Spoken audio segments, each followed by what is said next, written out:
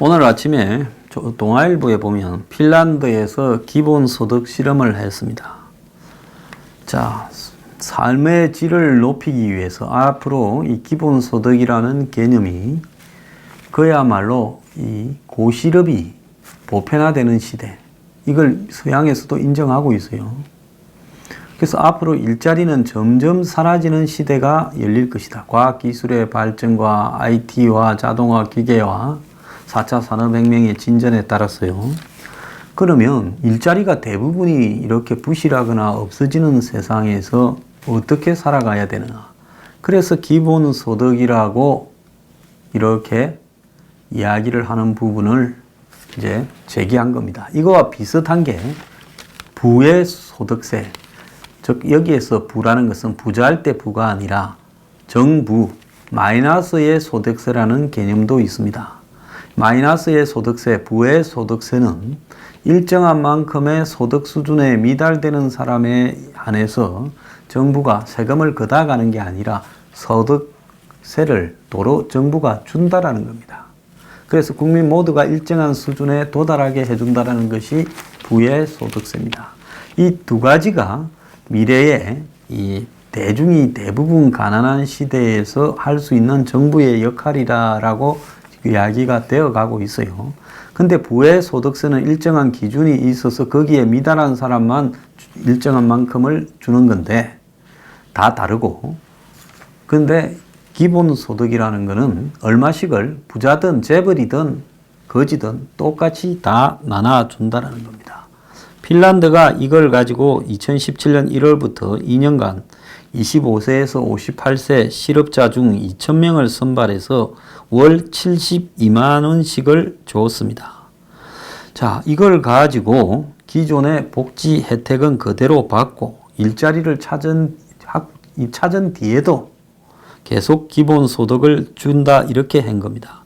그래서 그동안에 지급되던 실업수당이 일자리를 찾은 뒤에는 더 이상 돈을 받지 못하기 때문에 낮은 임금 대신에 차라리 구직을 포기하는 부작용이 있어서 실업수당 대신에 10%의 높은 실업률에 시달리던 핀란드가 기본소득을 도입해서 실직자들이 소득이 낮은 일용직이나 임시직도 부담 없이 선택할 수 있고 실패에 대한 공포나 이런 걸 줄이고, 그 다음에 기술도 안정적으로 습득하고 고용과 창업이 늘어나는가, 이런 거를 테스트한 겁니다. 그런데 실질적으로 이 기본소득이 노리는 원래 목적은 이런 게 아니라 이 근로자가 돈이 없어서 아무렇게나 허접한 일자리에 이렇게 들어가지 말고 최소한 먹을 거는 있으니까 좀 버티면서 제대로 된 일자리를 찾아라는 건데, 이 내용도 원래 개념에서 변질돼 간 게 있어요. 그런데 그 테스트를 해 보니까 구직 비율이 수혜자나 비수혜자나 별 차이도 없고 뭐 그렇더라는 겁니다. 그래서 실험 결과 정부가 1인당 이렇게 72만 원씩을 1년 내내 하면 한 800 몇십만 원씩을 더 줬지만은 외형상 고용에서 바뀐 거는 없었다는 겁니다. 다만 돈을 받은 사람이 심리적으로 행복하게 느꼈다는 건데, 심리적으로 행복하게 느꼈다라고 해서 이런 큰 돈을 갖다가 국가적으로 쓰기에는 어렵다는 겁니다. 자, 지금 유럽 각국들은 이탈리아, 인도, 스코틀랜드, 스위스 등이 이걸 한다고 해요. 인도는 야당이 총선에서 올 4월 총선에서 승리하면 모든 빈곤층의 기본소득을 보장하겠다고 이야기를 하고 있습니다. 자, 그런데 지금 이것과 비슷한 일이 한국에서 벌어지는 일이 있어요. 모든 사람한테 골고루 나눠주는 것은 아니지만은 아무 의미 없이 정부가 일자리 돈을 막 쓰고 있습니다. 자, 지금 전통시장 지킴이라고 925명을 23억을 들여서 시장 277곳에 배치를 했대요. 재래식 시장이에요. 자, 뭐 60대, 60살, 62살 먹은 사람들이 왼팔에는 질서 확립 완장을, 어깨에는 친절, 청결, 신뢰 띠를 두르고 1, 2월 두 달간 일주일에 이틀 시장으로 출근을 한다는 겁니다. 그래서 일주일에 이틀 시장으로 출근을 하고 두 달간 매일 오전 9시부터 오후 6시까지 시장을 돌고 매달 85만 5천 원 정도를 받는데요. 자, 정부가 만드는 단기 일자리 사업인데 이 사람들이 도대체 완장차고 어깨띠 메고 시장에서 뭘 할까요? 시장에서 노점상들한테 새거들어 다니는 것도 아니고 조폭도 아니고. 자, 그래서 이 사람들이 지금 하는데 예산이 23억 1천만 원이 들어갔는데 업무는 시장 상인회가 정한다는 거예요. 그래서 조선일보가 7일, 9일 이렇게 3일간 서울 시내 전통시장 5곳의 안전지킴이들과 인터뷰를 했고 세 곳에서는 함께 순찰을 돌았다는 겁니다. 자, 그래서 8일 이 중부 건어물 시장 안전지킴이들과 시장 주변을 10바퀴를 돌았고 3시간 30분 동안 안전지킴이 2명이 한 업무는 전봇대에 붙어있는 불법 전단 10장을 떼는 거였다는 겁니다. 상인회가 이 사람들한테, 두 사람한테 준 임무는 가게 자판이 그러니까 시장에 불이 났을 때 전통시장에 소방차가 들어가도록 노란 선을 꺼놨는데 거기를 넘지 못하도록 단속하는 거고, 전에는 상인들이 자율감시하거나 구청 직원들이 했는데 이걸 좀 하라 하는 거였는데 순찰을 마칠 때쯤 한 상인이 고함을 질렀대요. 뛰들어오고 다니는 것 외에 한 일이 뭐 있습니까? 내 세금 가지고 뭐 하는 짓이냐. 처음에는 좌판 단속을 하려고 했는데 상인들이 싫어해서 또 단속 권한도 없어서 이걸 하지도 못한다. 그런데 제대로 된 일자리도 아니고 이런 일을 하는 게 자괴감이 든다 했다는 겁니다. 또 다른 종로의 통인시장에는 안전지킴이 김모 씨가 밤에 10시에 순찰 중이었는데 공식 업무는 화재 안전장비 점검 도난 사고 방지였는데 200m 시장 골목을 1시간마다 왕복을 하고 있는데 아무 일도 없다. 1월 중순쯤에 지객이 생선가게 자판을 엎은 것이 가장 큰 사건이었다라고 하고 있습니다. 용산구 용문시장에는 3명이 배치되어 있었는데 그중 67 송모 씨는 시장을 돌아다니며 전단이나 담배꽁초를 줍고 둘은 대학생이었다는 거예요. 기자가 찾아왔을 때는 상인의 사무실에서 노트북 펴놓고 시장 행사 사진을 웹하드에 올리고 있었다는 겁니다. 자, 또 다른 동부시장에서 만난 환경지킴이 이모 씨는 상인협동조합 사무실에서 방문객에게 차를 타주거나 문서 정리를 한다는 겁니다. 대부분이 퇴직자, 전직 자영업자, 대학생이라는 거예요. 자, 이들에게 이렇게 주에 이틀 시키면서 85만 5천 원 주는데 아무 하는 일이 없는 겁니다. 그러니까 시장인회 자체 간부들은 거기 자기들이 월급 주고 시키던 일거리를 그냥 이 차 타고 서류 정리하고 하는 잡스러운 일을 이 사람들이 해주니까 정부에서 돈 주고 마다할 일은 없다 하지만은, 자, 시장 측에서는, 시장의 상인들은 아무런 하는 일도 없이 돈 쓸 데가 그렇게 없느냐. 지엠난에 이해는 되지만은 이거는 이해가 가지 않는 세금 낭비다. 뛰들어오고 그냥 어슬렁어슬렁 다니는 거를 일자리라고 볼 수 있느냐. 밤낮없이 장사해서 낸 세금을 이런 식으로 써서 되냐 하는 겁니다. 자, 그러면서 시장 상인들은 하루 14시간, 일주일에 100시간씩 일하는데 기가 찬다. 정부가 죽으라고 열심히 일하는 소상공인부터 돌봐야 되는 거 아니냐. 아무리 세금으로 주는 월급이지만 우리 같은 자영업자가 저 돈 벌려면 몇 시간을 일해야 되지 않느냐 하는 겁니다. 자, 이런 식으로 세금 뿌리려고 일자리를 급조해가지고 일자리가 늘어났다라고 말하는 것이 문재인 정권입니다.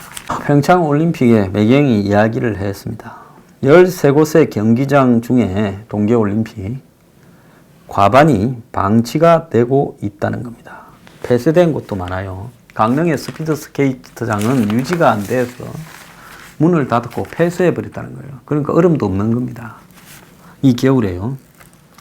자, 그래서 지금 8,675억을 13개 경기장을 건설하거나 보완하는 데 들어갔는데 이렇게 큰 돈을 쓰고 8,600억을 쓰고 일회용 시설을 만든 격이라는 겁니다. 13곳 대부분이 제대로 이렇게 활용이 되지 못하고 유지 관리비는 만 축내고 있는 애물단지가 들어가고 또 정선에 그 높은 산을 파가지고 알파인 스키장으로 이렇게 만드는 것은 지금 복원을 해야 되냐 존치를 해야 되냐 갈등이 지금 빚어지고 있다는 겁니다. 또 복원하겠다고 하고 그렇게 산에 나무를 밀어가 스키장을 만들었어요. 미친놈들이죠. 그런데 이제 이 복원해야 되냐 존치해야 되냐 이왕에 이렇게 만드는 거 그대로 남겨두자는데 한국의 알파인 스키를 타는 산악 스키를 하는 사람이 몇 명 됩니까? 그런 스키 기술을 가지고 있는 사람이 얼마나 되겠습니까? 그러다 보니까 이 2천억을 들여서 이렇게 미친 짓거리를 했다는 겁니다. 윤성빈이 메달을 땄던 슬라이딩 센터 있죠. 스켈레톤. 그것도 1,200억 쯤이 들어갔는데 자, 그래서 무결점 경기장이라고 이렇게 평가를 받았지만은 지금 올림픽 끝나자 폐쇄됐어요. 그걸 유지하려면 돈이 감당이 안 되니까 하는 사람도 사실상 별로 없고 강릉의 스피드 스케이팅 경기장도 1261억이 들어갔는데 운영 수익은 전무고 지금 폐쇄되어 있습니다. 자, 정상 운영되더라도 레일을 올려가지고 그 얼음 빙판을 만드는데 비용이 엄청나기 때문에 엄두도 못 낸다는 거예요. 올림픽 기간에 전기, 수도, 공공요금만 3억 7천만 원이 들었다. 그러니까 그걸 평상시에 어떻게 유지하겠냐는 겁니다. 또 아이스 아레나라고 강릉에 만드는 일종의 체육관 비슷한 이 강릉에서도 올림픽을 여러 개를 했으니까 거기도 지금 운영 실적이 나훈아, 김건모 콘서트 2번 한 게 전부라는 거예요. 1224억을 들여가지고 했는데 가수 콘서트장으로 2번 썼다라는 겁니다. 뭐 하려고 이런 짓거리를 해가지고 이 난리를 펴고 있느냐. 그러니까 또 누가 그러더만요. 문 정권이 문제냐, 박 정권, 이명박 정권 문제다는데. 자, 문 정권이 집권하고 있지 않습니까? 그러면 이걸 어떻게 할 것인가를 결정을 하고 정리를 해야 되죠. 그리고는 이런 짓거리를 다시 안 해야 된다 해야 되죠. 그런데 뭐 2024년이니까 뭐 올림픽을 또 유치한다고 남북이 공동으로 개최하는 제발 올림픽 유치하지 말기 바랍니다. 이런 짓거리를 하고도 아직도 정신을 못 차리고 북한 끌어들여서 재미 좀 보고 이 동계올림픽이 한국 국민들한테 남긴 게 뭐가 있습니까? 정말 기가 찬 이야기입니다. 올해 실업급여 지급액이 역대 최대다 해서 지금 1월 한 달 동안 46만 6천 명에게 6,256억의 구직급여가 지급되었다고 합니다. 자, 가면 갈수록 많아질 건데 이게 지금 올해 연말까지 이런 수준이라면 얼마겠습니까? 한 8조에 가까운 돈이 실업급여로 나가게 돼 있습니다. 이게 정상적인 나라입니까? 자, 그것뿐만 아닙니다. 지금 깡통 전세 공포가 심각해져서 지금 100조 육박하는 전세 대출에서 역전세난이 심화될 때 이것이 부실해질 게 지금 우려가 되고 있습니다. 그래서 집값이 전세값 밑으로 내려가니까 돈 떼일까 불안한 세입자들이 전세급 반환 보증에 속속 가입하고 있다는 겁니다. 1월에 가입자가 전년에 대비해서 81%나 늘어났다는 거예요. 그래서 이 전세 보증에 따라 보증사가 대신 내준 전세금이 1,607억이라는 겁니다. 1년 새 4배나 늘어났다는 거예요. 한국의 자동차가 멕시코에 추월당했다. 한국의 차 생산이 3년째 후진을 해서 6등이었는데 멕시코한테 뒤져서 7등이 됐다는 겁니다. 국가별로 자동차 생산량이 1등 중국, 2등 미국, 3등 일본, 4등 독일, 5등 인도, 6등 멕시코, 7등 한국이라는 겁니다. 자, 한국이 자동차 생산성이 아주 떨어지는 나라다. 그래서 르노 이 부산 공장이 일본보다 20% 낮은 인건비로 이렇게 들어와서 만들었는데 지금보다는 이 공장의 인건비가 일본보다 20%더 비싸다는 겁니다. 그러니까 르노도 지금 손 떼고 나가려고 하고 있지요. 한국의 자동차 관련해서 인건비가 스위스의 1.7배, 터키의 3배, 르노가 전 세계에 46곳의 공장이 있는데 그 공장 중에서 3번째로 이 한국 공장이 임금이 비싸다는 겁니다. 자, 노조 파업의 물량 배정이 지금 중단되고 있어요. 그런데 지금 이 르노 삼성 이 공장이, 르노 부산 공장이 정상적인 회사 운영이 사실상 불가능한 단계로 접어들었다는 겁니다. 협력사들도 지금 구조조정에 지금 놓여 있어요. 자, 르노 삼성의 부산 공장 지금 평균 연봉이 7,800인데 현대차는 9,000이라고 이 공장의 노동자들이 기본급 인상을 요구하고 있는 겁니다. 업계 관계자는 르노 삼성 고참 직원은 1억 1천만 원까지 받고 평균 연령이 38세인 부산 공장 평균 임금이 평균 연령 50세가 넘는 현대차와 비교하는 것은 무리다라고 이야기를 하고 있습니다. 여기서 우리가 하나 좀 알아야 될 게 있어요. 지금 한국의 대기업들이 부동산도 정리하고 회사를 정리하고 있습니다. 한국의 그 대기업에 관련되는 제조업 계열사들이 지금 직원을 뽑으면서 자, 이제 다 너네들은 외국으로 나가게 될 거다라고 훈련을 시키고 있다 하는 이야기들도 있습니다. 자, LG가 비핵심 부동산을 정리하고 있다고 해요.